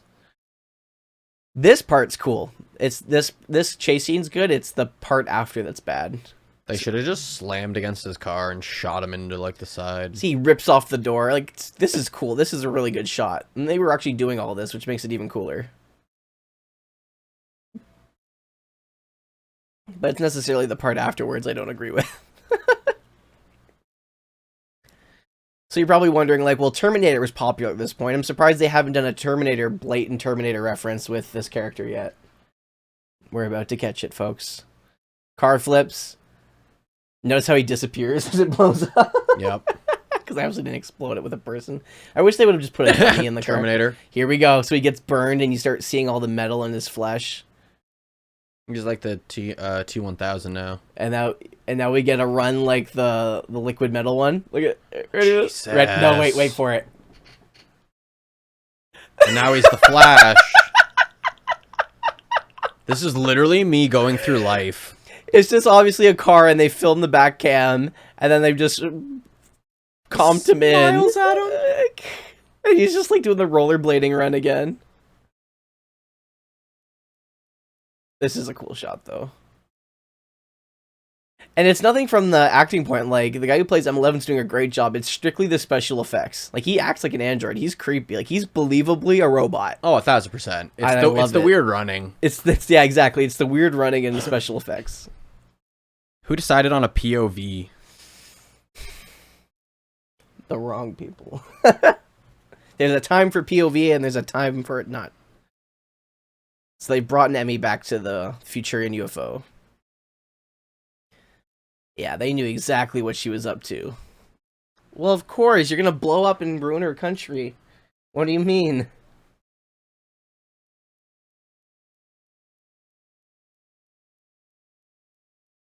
So the Godzilla suit used in this film, 242 pounds, while the suit for the water scenes weighed 176. So it's a little heavier than the last movie, but strictly because it's larger, I think. Yeah. And also, as well, just in case we didn't mention it before, Ken Pachiro Satsuma is back in the Godzilla suit, doing what he does best. And there's one other monster in this movie we haven't seen yet, and it's actually an unmanned monster. No one actually was inside the suit. It was strictly piloted by puppetry. So that gets you a little excited. I don't know what will. So do you think bringing Godzilla back to kill Ghidorah is a good idea? Yes and no. I wish, honestly, I would rather if it just was the backstory of King Ghidorah and, like, you know, filling us in on other options instead of having the fight, to be honest. I guess. I mean, because, like, so far we're what? Like 3/4 through the movie. Yeah. And we've gotten very little Godzilla stuff compared to Ghidorah. King Ghidorah, other than the T-Rex. Godzilla sword, yeah. So do you notice here she's taking the chips out of M11's head? Yeah, Takes switching out them the out. red one, puts in the green ones. So now he's a good boy. Now he's gonna be a good guy. I like that. This is my favorite part. I like it when he comes to the good side. He is literally Data and lore. Yeah. My Good, boss. my boss. I like that. Here we get some really cool underwater Godzilla footage here, though. Make me dinner. It's obviously not underwater. It's just lighting and fog, but it looks good. So we 91. believe that it's underwater. It definitely looked a lot better than I expected. Yeah. So this Especially is with the lighting. This is like the thing right here. Yeah. Oh, It is. it is. Replace what's in front of them with like the font That is true. and carbon paper. Because this is 91, so it's not bad. So that being said, as we're watching this, 3 years before I was born. what do you think the Rotten Tomato score is on this bad boy? 27. I would guess that, honestly, with watching what we've watched. 56. Nah. So it's a little higher. I don't agree. What? You not a fan of this one so far? I liked the Biollante one more. I feel like it was just off to a good start. This one's just a lot of filler right now where they're trying to do story, and I get that. Like, you got to do each situation, but it's... This guy's probably the highlight for me. M11, yeah. I can't wait to go to G-Fest and meet this guy. He's going to be great. Like, so far, just to be honest, he's probably... I'm more of a fan of him than King Ghidorah in this one. Yeah. I like the guy in the suit, but Really, there's no substance. I feel like even hardcore fans can admit that the last, 20 minutes of this film make it what it is. And usually that's how it is for most Godzilla films, but I feel like usually there's at least something that interests you in the first half, while in this one it's just like, no. I gotta remember to start going pee within the first half of the movie then. Yeah, exactly. So you don't miss out on the ending. Except for I'm that asshole that waits for the right time, and it's never the right time. It's just a game. It's a guessing game. You're gambling. You're gambling with your pee-pee. We'll see if it happens. That's why he's got a Gatorade bottle on his desk right now. Exactly. Prepared. Little squirt, squirt.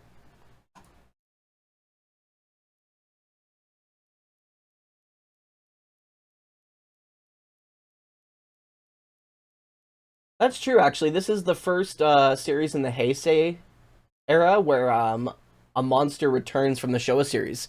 Because we had no monster in the first one. Biollante was a new monster. This is the first time we get a returning monster. And the best one at it. I would say so, yeah. I mean, not to be a dick, but like I wouldn't have liked it as much if it was Rodan coming back, just because I would have been like, seen this. Well, that's why they had to... Exactly your thought and your thinking of that is why they put King Ghidorah, because they needed to make sales. And they needed a monster that people liked and already knew. I still dig this suit. Because they did blame Biollante on the fact that it was a monster no one knew, and that's the reason people didn't like it. I don't think that's it at all. I think it's just the lack of promotion. Definitely the lack of promotion, because I thoroughly enjoyed the story, and I also like that it was kind of like a sister to Godzilla, I guess. Like, you're still using the same cells, you know? It's like Godzilla versus Godzilla, but not a robotic version. Yeah, like I was literally talking on Twitch with a friend of mine last night, actually, and he was saying, I was like, oh, I'm watching Kaiju films today, and he's like, oh, I love the Toho classics, which one are you watching? And I said, Godzilla versus Biollante, and he goes, I've never seen that one or heard of that one. Who's that? Exactly, because Toho never put the effort in, I think. Not to shit on Toho, but I do think that's why.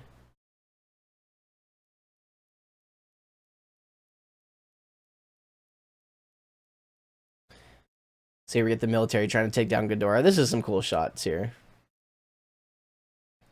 Once Godzilla lands and starts fighting Ghidorah, that's definitely when it gets really good. Like we would all expect it to be. There is a moment, I believe, I forget what building it is. I just gotta find it here. Yeah, so apparently the scene, we'll see it in a bit, when the Tokyo Metropolitan government building was destroyed in the final battle. The audience apparently cheered because it was the main center for taxes. I thought that was really funny. Because everyone was kind of pissed that it was built with their tax funds as well, so they're like, it was like a calling of the cards. I wonder if they did it on purpose. Because it would have been freshly built when they did it, so. Yeah, no shit. Get the hell out of there.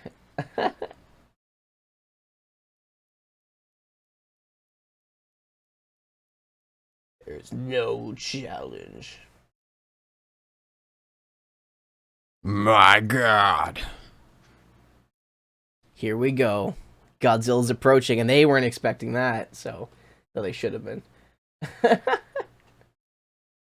So for those watching as well, if you want to watch this movie and you want to commentary and watch along with what we're watching, this one's actually pretty easy to get. There is a Kraken release of it. You can get on Blu-ray. It comes packed with this and the Mothra one that we'll watch next. And if not that, if you have Amazon Prime, you can rent it on Prime Video, I believe. A lot of these Heisei ones are available through Prime Video. I definitely recommend checking out these movies. This one, it's good, but like we said, we liked Biollante a lot more. That one's a little harder to get, but it's honestly worth it if you can get your hands on it. But really, like we said, the ending of this series is the cream of the crop. Let's just say, if you really, really want to watch it, we have the interwebs. I never want to condone anything, but let's just say you could find it. It's not hard. You got that. And you can support the companies involved. Definitely do that. Yeah, I mean, I would love to pay $300 for a DVD, but... And even if you're paying that kind of price, that's scalper price. You're not, like, directly supporting the company at all. But if it's, like, a company who's released it and you're buying it from a box retailer or online, like, it's a lot better. But they should do a re-release. You know, like, do a box set, how they keep doing with all the horror movies, but do all of the Godzillas in a really nice box. They haven't done the Heisei ones or the Millennium ones like that, but they did do it for the Showa series. We got the Criterion Collection, which is how we watch the older ones, and that it's a little pricey. It's like $200 you can get it for, but if you really break it down, it comes to being like $15-$20 a movie. It's not I bad. quite literally mean every single one, because even in my new Friday box set, it has it has like the remake, you know, like any Jason movie that has come out after the original series, it still has included it. Oh, okay. Besides the fan films that I clearly have to buy myself, but that's okay. And I feel like a lot of it is pulling teeth, because technically, for at least in North America, I'm sure those box sets exist in Japan, but here it's hard because the American releases over here, technically Sony and TriStar still own the rights to release Godzilla stuff, and now there's Legendary and Warner Brothers who have the rights for the newer Godzilla stuff, and then Toho, and then Miramax has Biollante. There's too many bloody water, and everyone's going to want their piece, and that's why they probably haven't done it yet, because they can't come to a price and a release quota they can all agree on. So overall in this conversation, what I learned was, if you live in Japan and you want to be our friends, please do. We'll totally be pen pals. We'll send you Canadian stuff. Yeah. You like Kinder Egg? We got Maple Kinder Egg. syrup. Yeah. Minute Maid? Snow? No. I will legitimately send you snow. Oh my god, they get snow in Japan too. Yeah, I know, but it's not Canadian snow. I know. But let's be friends. Hook a brother up. Send me a box set. So here we get... and possibly a DVD player. Yeah, usually it'll play over here, though. Same stuff. Like, Sony is Japan, so... You just never know. Rather be safe than sorry. The lightning looks so much better in these ones. Oh, yeah. A lot of beam blast. Not as much suit-on-suit fighting, so you'll see a lot of beam blasting. This is when the film gets good, when you see Godzilla and Ghidorah start fighting. This is what we've been waiting for. That was a good one, too. He owns Ghidorah so bad. Ghidorah's more of a destructional force because, you know, he wants to destroy things. The only complaint I will say about this one hard, especially with Ghidorah, is you can see the strings way too clearly. Even watching, like, we don't have the high-res version. We just have the DVD release we're watching, and, like, even with that, you can still see strings. It's tough. Well, like, you know, like, why didn't they film it at night? They could have used, like they did with Biollante. You hid them very well. Because I imagine you would have seen wires all over the place with Biollante if it wasn't at night. Oh, 1,000%. So it also would have been a mess with all the water action that Biollante was basically in. Yeah, it would have been a rough time. Which is still more impressive because when the vines moved and whatnot and tried to attack people, you still didn't see them. And you're like, all right, this is some Evil Dead bullshit, but kind of better. Yeah. I did like those shots in that one. They were actually really good. And I also liked how in the Biollante one, they made her look so freaking tall just from camera angles and like little things to like look up. Straight up towering over everyone else. This movie, yeah, just overall feels rushed to me, especially for how complicated of a story it has. I just feel like it's a little rushed. So here they're hacking into all their stuff. We're like, what are they doing? It's all part of a future plan. Ha. Ha. I love that. Something happened? No problem at all. Knocks him out. Love M11. The true queen, king, whatever you want to call it, of this movie. Ghidorah flies a lot in this one. I feel like Ghidorah didn't fly this much in the Showa series. It's more of like a ground fighting monster, while in this one it's a lot more flying. Yo, Godzilla, you just got your ass beat, boy. Oh, can you imagine the amount of force of Ghidorah? Ghidorah's just jumping up and down on him. But that's usually how Godzilla fights always go. He gets his ass kicked for a bit, and then he gets the upper hand eventually. That's usually how it goes. But right now, I hate that line. Make my Make my day. Even in the Japanese version, he's speaking Japanese the whole time, and then the actor says that line in English.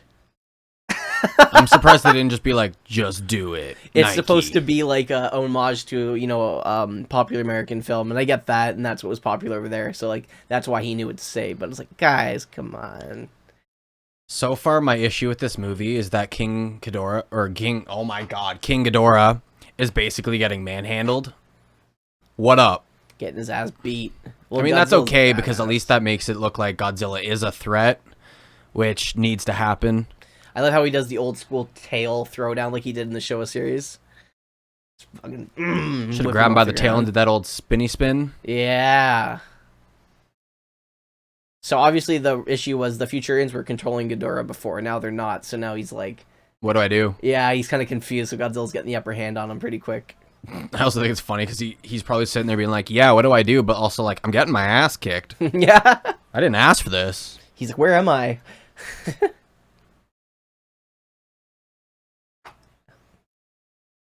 Now he's got like an awesome dope laser fight. M11. This is cool actually. How M11 gets the upper hand on them.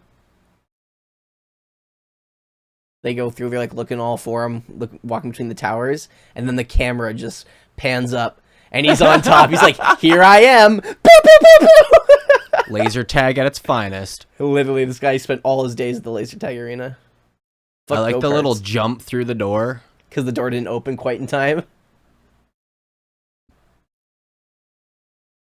He destroyed the computer for Japan. His white gun looks like the guns that they use in Alien and Halo. Yeah. This is funny. Classic line. This guy really doesn't like Japan. No. Japan's great. This new Godzilla is unfriendly and will destroy your country. There's nothing you can do about it. This Godzilla is unfriendly. Just praise him.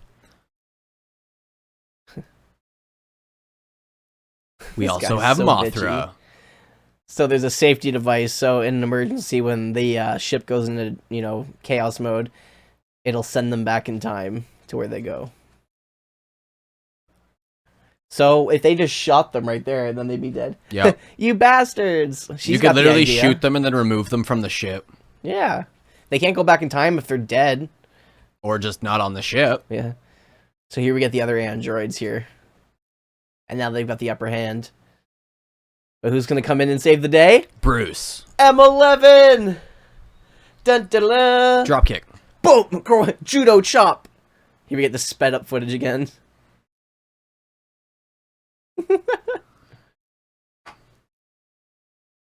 He just throws them and they just malfunction and break. They must be the older models. That's the T100. Yeah. Alright. Now get out of it. I love how Another one just for shits. Just for shits, chops him again in the back. And punch him in the head. Be like, you were being Why a wouldn't dick they just earlier. killed them?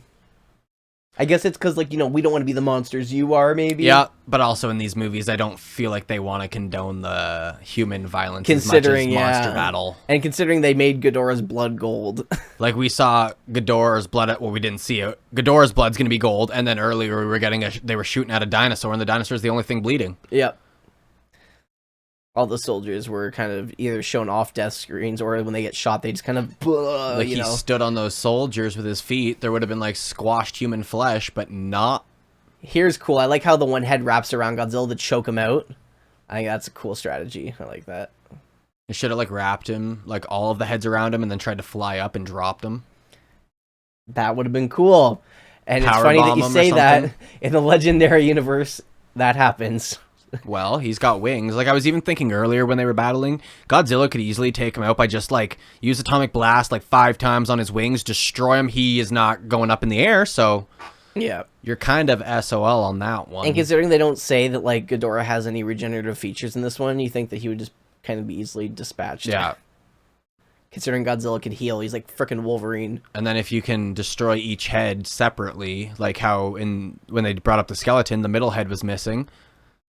So it's possible.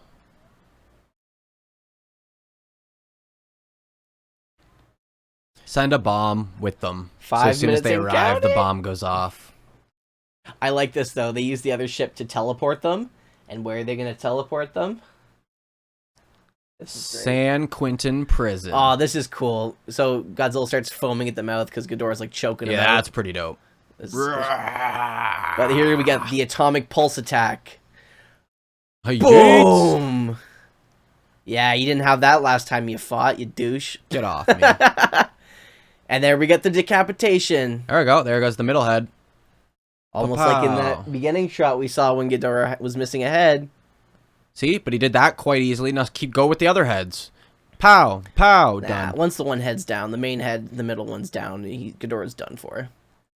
So at this point, Ghidorah's dead. I feel like also when we were watching it earlier, I liked the design, but how the middle head moved more, I feel like he's the commander of the heads. You know, like he's the main bitch. Yeah, and that's The usually other how heads they're are to meant defend be. the middle one. So here we go. They teleport the Futurians' spaceship, and where do they put it? Right in front of Godzilla. What a dick. I love it. But like the best dick moment of life. I know, right? Because here it's funny. They wake up and they're like, "Where are we? Are we back home?" Opens the windows. This is a great shot. Hello, boys. Boom! And they get what they deserve. Awesome.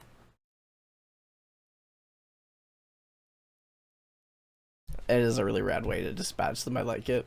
It reminds me a lot of, if you remember in Destroy All Monsters, when he accidentally tumbles and finds their base. Yeah. And they're all like, ah! These boom! And power blast through it. Hey! There you go. There you go. Takes out his wings. See? Destroy the wings. And down Ghidorah goes. And that's how he got into the bottom of the ocean. And normally, you know, if this was a Showa Godzilla film, this would be the ending. Boom, Godzilla saves the day, that's and the he end. just walks away and it says the end. And he's like, goodbye, little buddy, goodbye. Some little kid comes out of nowhere with some shorts. Yeah, but this is the Heisei series, so our boy isn't our hero in this one. And this is an unfriendly Godzilla, so... I still really like the suit design, and I like the teeth a lot. It makes him look a lot more mean. I agree. He looks badass. I like how a future guest of ours and me were discussing...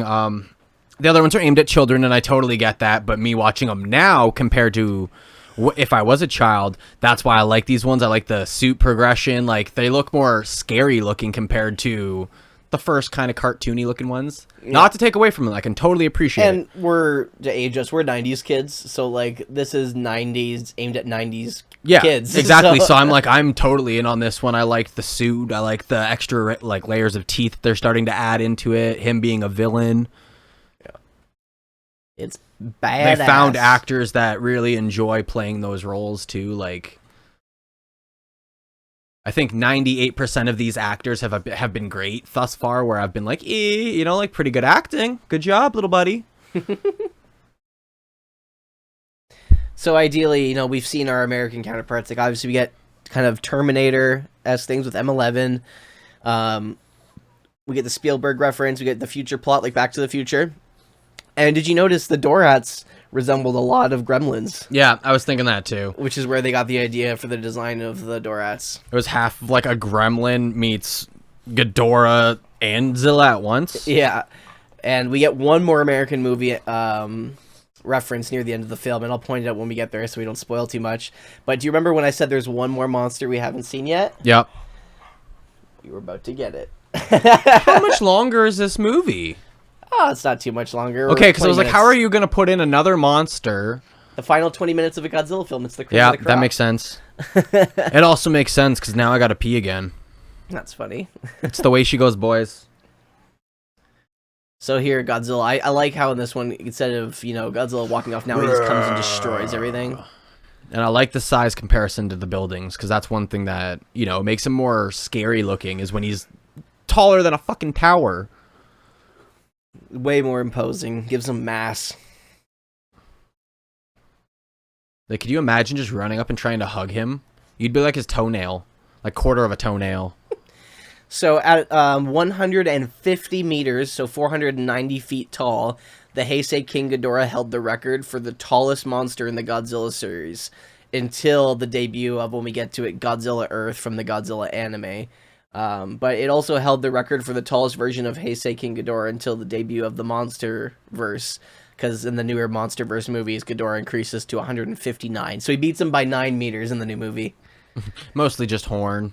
Yeah, just horns. It's literally just the horns on the head. He has a massive wingspan than the new ones too. It gets ridiculous. There's a couple of shots where you're like, oh boy. Almost like we were talking about how like Biollante looks so much bigger than Godzilla. You get that kind of feel with Ghidorah in the new Legendary movies. Would you say that Ghidorah is basically Zilla's Joker? There's the constant like Godzilla cackle between whether Godzilla's ultimate foe is Mechagodzilla or Ghidorah. I think Ghidorah, so far, like, who's got the most movies?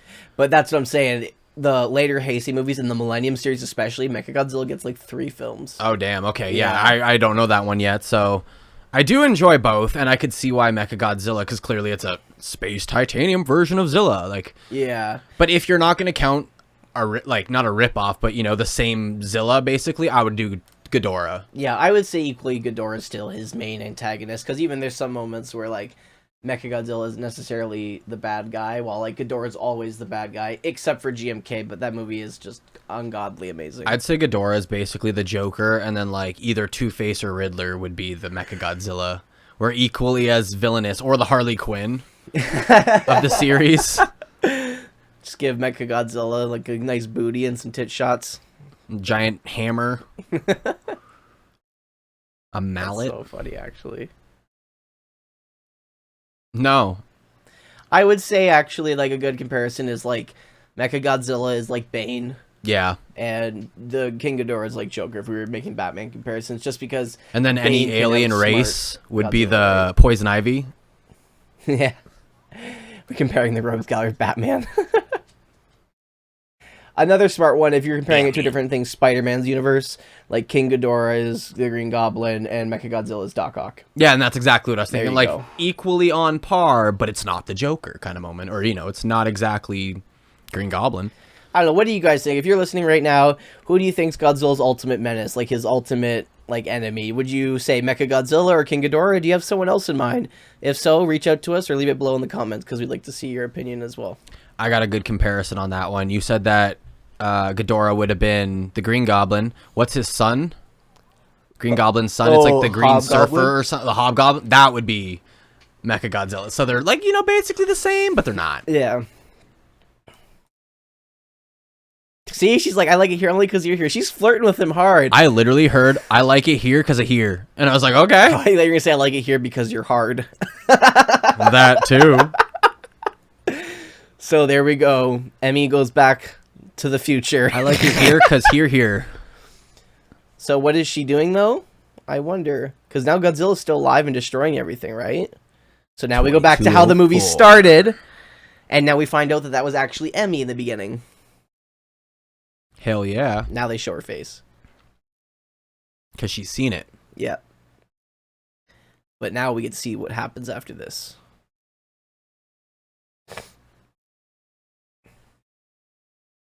This dude with the white hair looks like the dude from Bill and Ted. Yeah. You need to go back in time and travel to get like the famous Asterians. Carlin? Yeah, thank you, Carlin, yeah. I think that's what his name is, yeah.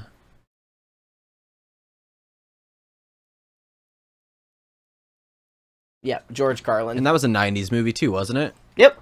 See? Yeah, time travel. Actually, Bill and Ted. Bill and Ted was, 1989. So yeah, pretty much the 90s. Because I know there's Bogus Adventure and then there's the other one, right? So yeah, Excellent Adventure. Yeah, Excellent. Excellent was the first. And then it was bogus. It was the bogus journey. I like a bogus journey. That Yeah, one's that's the real one with good. the Grim Reaper. Yes, exactly. Yeah. I like that one. Those are great movies. Classic Keanu. I mean, the first one's great too. I just really liked that. The second one. And Alex Winter. Yeah, I had to battle to get out of hell. And then he's in Lost Boys, Alex Winter. Small world. So Godzilla's coming to attack again now the next day. This is Godzilla, you know? Well, no shit. So Emmy's got some plans with that Ghidorah. What do you got guesses? Who do you think the final monster is going to be? Got I have any no. idea? I literally have no clue. That the crab thing, the lobster thing. Ebura. Horror of the deep.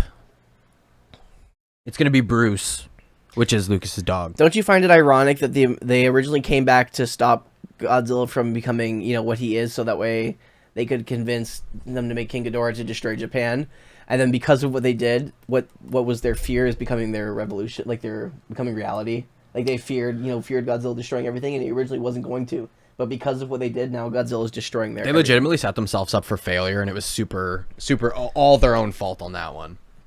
And here we get Mr. Shindo here. He's like saying, you know, I was there when the creature protected us. I have a connection with him, so I'm staying here. It's my duty to stay here.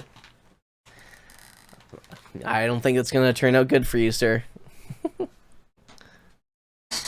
So we're about to see a really great scene.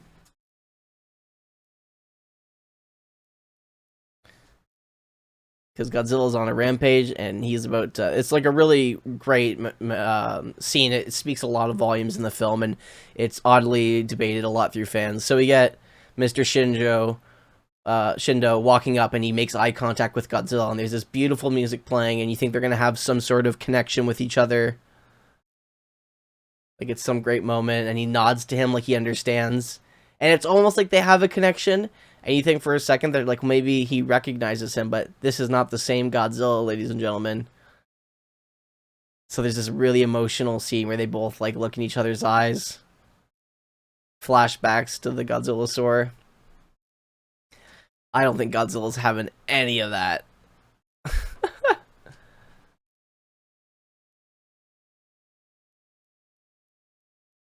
They get you, though, with the score and then them both tearing up. You think that it's going to be some kind of moment. Godzilla's kind of closing his eyes, like, you know, maybe he's going to understand. He's not. No, obviously not. And... Kadoosh!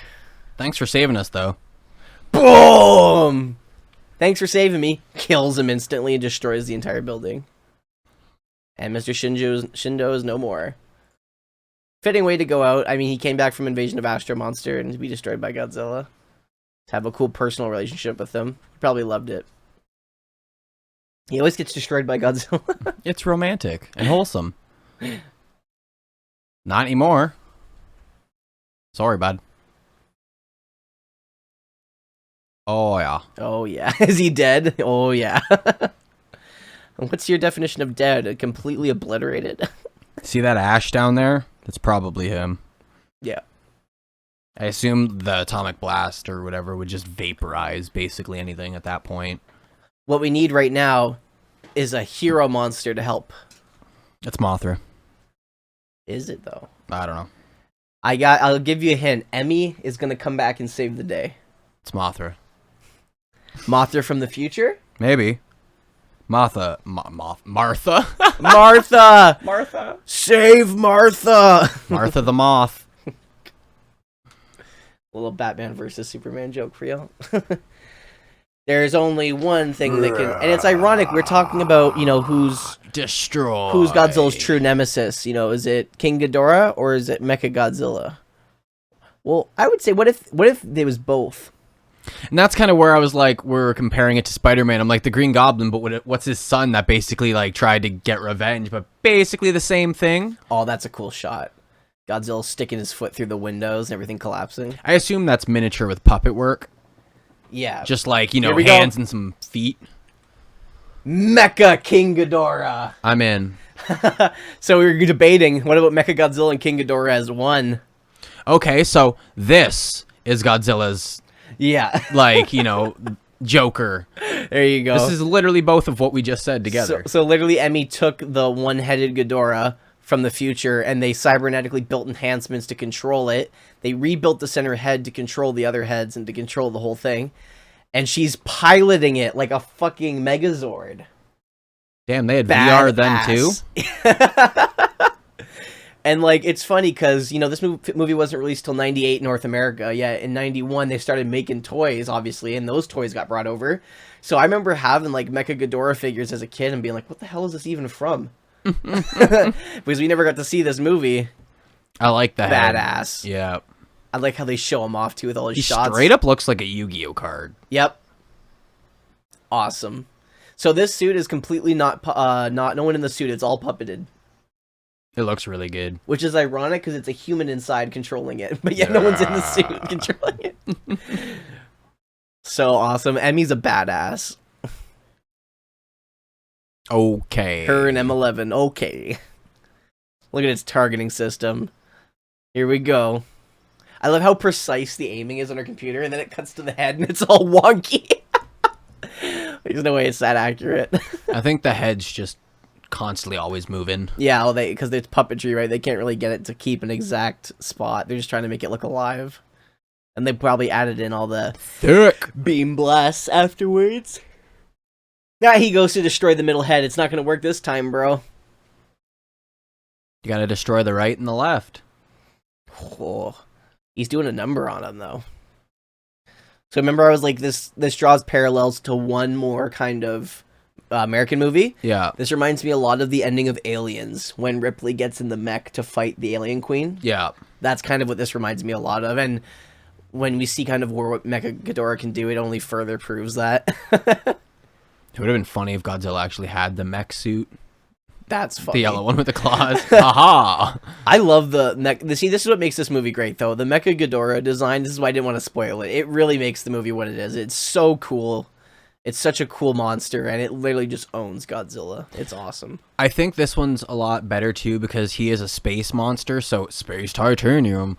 It's space titanium! No, but legitimately, he is a space monster, so it makes more sense that they would have that technology to be like, okay, well, he's a space monster compared to an entire Godzilla.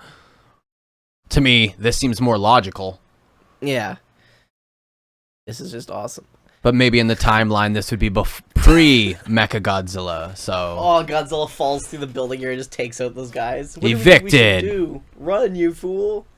That reminds me a lot of... Fly, you fools! Lord of the Rings. Like, Emmy, you're destroying buildings here. You're not doing much good. I mean, she's trying to collapse the buildings on top of him. This is me playing video games. I don't care about human casualty. Destroy! Destroy all.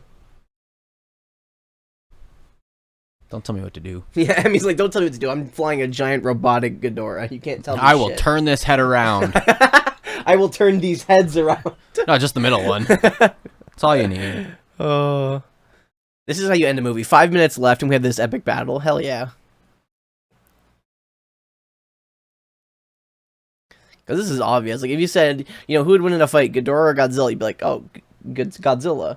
Okay, who would win in a fight, Godzilla or Mecha King Ghidorah? Oh, that one you'd have to actually think about. Doon, doon, doon, doo, doo, doo, doo, doo. And now we get that classic Ifukube Godzilla theme to come in for the ending. I love it. Which I think is a nice touch, and that's why Ifukube did what he did in the when the Dorats first appear, and he plays that ominous like piano version of Ghidorah's theme. I really enjoy that. You notice though, it's cool how they keep the continuity. Like, you notice how in the first meeting, Godzilla tried to blow up Ghidorah's head again. It didn't work, and then he shoots the wings like he did last time when it flies. Like, he shows he learned, and that he remembers. I've noticed that in the past few movies that they're really trying to make him learn from the past fights that he's been in, right? Like, he's already fought these kaiju a few times, so you should know a few of their tricks. Same with the kaiju knowing him, right? Like, they know that, oh, you know, he's going to try and blast me. Maybe I should have a metal wing then. Yeah. Oh. He's still trying to do a number on her, though. Come on, Emmy, you got this. No! No, I don't think she does. It goes down. I was going to say Mecha G. I'm like, that's not right. Oh, wait, it's still right. Mecha Ghidorah. MKG. Mecha King Ghidorah. But is he really the king if Godzilla kicked his ass? So Emmy got knocked out. Machine Gun Ghidorah. Machine Gun Kelly. Machine Gun King Ghidorah. MKG. He's not responding. Emmy, wake up. You gotta save the day. There you go. Emilio, wake up.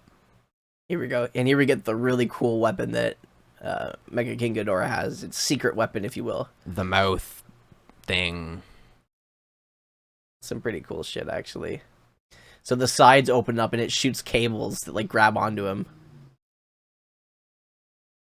Further referencing Aliens when Ripley has the loader when it grabs the alien queen and drags her down. It's basically like electrocuting Zilla. And shocking him. And then there's one more piece that comes up. She pulls this latch and this giant claw comes and grabs him. Here we get this awesome CGI animation. It's actually not that bad for the time. For the budget they have anyway. And it locks onto him and grabs him here. See, this is how the fight should have been. They should have took away all the bull crap from the earlier in the movie and then fast-tracked it and made all these scenes longer. Yeah. Remember when you're like, why doesn't Ghidorah just pick him up and drop him somewhere? It's true. That's what he's going to do now. Good. But Mecha King Ghidorah, not Ghidorah. Totally cool. Can you imagine how much weight that must have been to lift on those wires? Oh, 1,000%. And also, I like that kaijus. If they're going to make Godzilla fly, it's a flying monster bringing him instead of him being like, okay, so hear me out. He can fly himself. If he just used all of his atomic breath power to projectile himself through the air. I was thinking that, just like launch himself upwards. That's exactly what they tried to make him do, and it just didn't work. Oh. But then he fries Ghidorah halfway over the ocean, and now they both plummet down. But he still held on, so Ghidorah's just going to drag him down and hold him at the bottom of the ocean. Like Jason. Another series we're watching. Which will happen in, I think, the next movie. No, next two movies. No, next movie. Next movie. Yeah, it's the next movie that happens. Yay! See, there's the show ending we're all looking for. I don't like how little Mickey had to do in this movie. I feel like with her psychic connection, like, she should have been the one, like, piloting Mecha G, because she can control it with her thoughts. Yeah. I don't know. But here we go. Here we find out. Emmy's like, we're related. You're one of my distant ancestors. So why were you hitting on him earlier, you creep? He's like, I knew our genes were going to be sexy. He's like, I knew it. I had some kind of connection. He's like, yeah, it's just not the connection you wanted. Oof. Not so happy ending, I guess. And then his wife comes over, who we don't see for the whole movie, and she's all like, yeah. And he's like, oh, yeah, I guess I'm with you now because I can't be with Emmy, so I guess I'll settle with you. Awful. And there we get Godzilla and Mecha G laying at the bottom of the ocean. Here we go, though. I feel like I've seen this somewhere else before. The electrocuted, the eye opening. Cool shot, though. This movie actually did really well in the box office, I'm not gonna lie. It was more low budget than the last one, but obviously, as we can tell. But it did do really well. I liked that one. That was a good one. You like this one? I liked Biollante better, but I liked this one. This is probably now my second. What do you like better? Do you think you like this movie, or did you like Invasion of Astro Monster? I liked this one more, I think. Yeah, better than the Exilians and stuff? Yeah. Alright, I can see that. I just like how, yes, they added the space thing. They kind of left out an alien race, but still left it open to, you know, space bullshit. And it was more just about the battling, or at least they tried to. And let's be real here. Mecha King Ghidorah is badass. Yeah. And that was 10 out of 10. That really sold it for us. Can't complain on that one. No. Alrighty, folks. So that was the 20th episode. We were a little quiet on this one, mainly just because it's a really all over the place film, and you kind of got to pay attention when you watch it, especially for Josh. Plus, I had to pee like 2 times. Yeah. Sorry. Yeah. He escaped for the... It's coffee. I'm sorry. The pee wizard.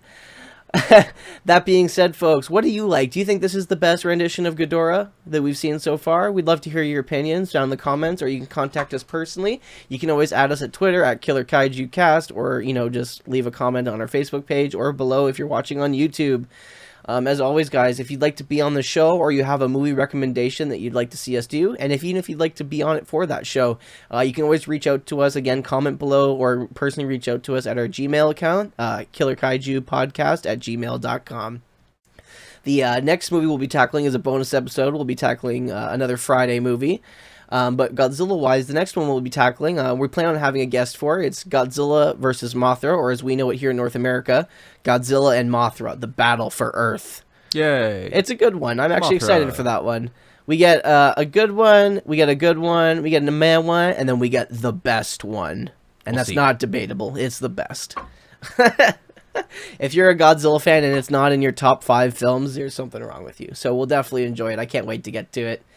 But yeah, that's about all, folks. We hope you enjoyed our Climb Through the Heisei series and our bonus trilogy we're going through. Not trilogy, our bonus series we're going through with the Friday the 13th films. We'd love to hear your opinions on what we're doing. And if you guys have any contradicting opinions on this film, please let us know because, like we said, we love to hear everyone's opinions. That's the whole reason we do this podcast. But until next time, guys, take care. And me and Josh will dearly miss you, and we appreciate all your support. Bye. See you later, y'all.